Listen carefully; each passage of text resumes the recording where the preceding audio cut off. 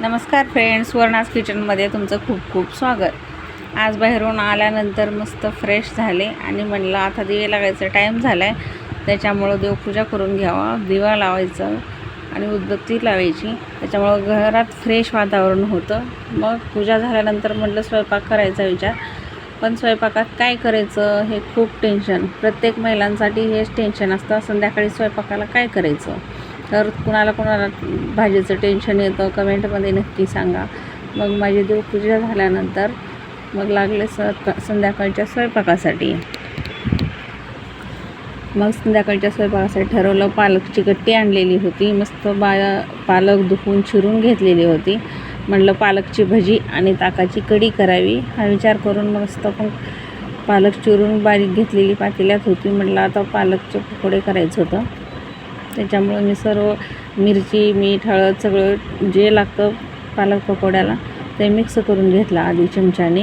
आणि मग बेसनचं पीठ टाकून छान हे करून घेतलं. त्याच्यामध्ये वैदही बाहेर चालली होती, तिला तेच सांगितलं लवकर या अभ्यासाला बसायचं म्हणून. मध्येच स्वयंपाक करत करत मुलांकडं पण लक्ष देणं खूप गरजेचं आहे, कारण आता स्कूल चालू झालेले आहेत. मुलांचा अभ्यास, स्वयंपाक सगळं हँडल करायला लागतं. मग भज्याचं पीठ मळत होते मी, तर चमच्यानं काही व्यवस्थित जमत नव्हतं, कारण पालकची भाजी असल्यामुळे नव्हतं जमत. त्याच्यामुळे म्हटलं आता हातानंच आपण पीठ भिजवून घ्यावं भज्याचं. हे बघा, कितीही चमच्याने मिक्स केलं तरी हातानं जसं मिक्स होतं तसं चमच्याने होत नाही, म्हणून मी आता हे भज्याचं पीठ छान भिजवून घेतलं.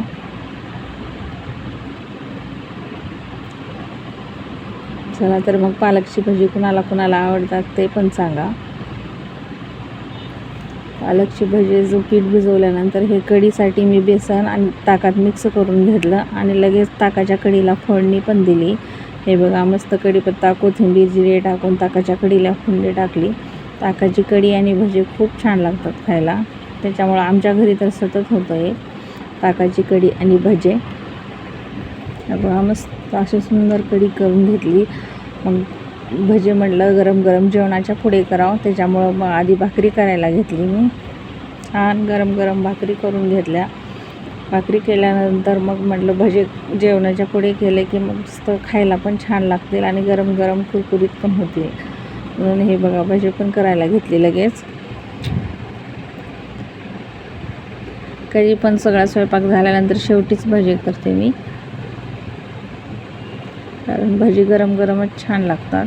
मग छान मध्यम गॅसवर हे कुरकुरीत होईपर्यंत भजी तळून घेतली आणि भजे झाल्यानंतर मग आम्ही सगळेच मस्त जेवायला बसलो, फॅमिली सगळी. बघा किती सुंदर झालेत भजे. अशा प्रकारे सर्व भजी करून घेतली आणि मस्त हे ताकाची कढी, छान भाकरी आणि भजे, पालकचे भजे आहेत ते, आणि सकाळची थोडीशी भाजी होती ते पण गरम केली. व्हिडिओ आवडला तर लाईक करा, शेअर करा, कमेंट करा. Bye bye.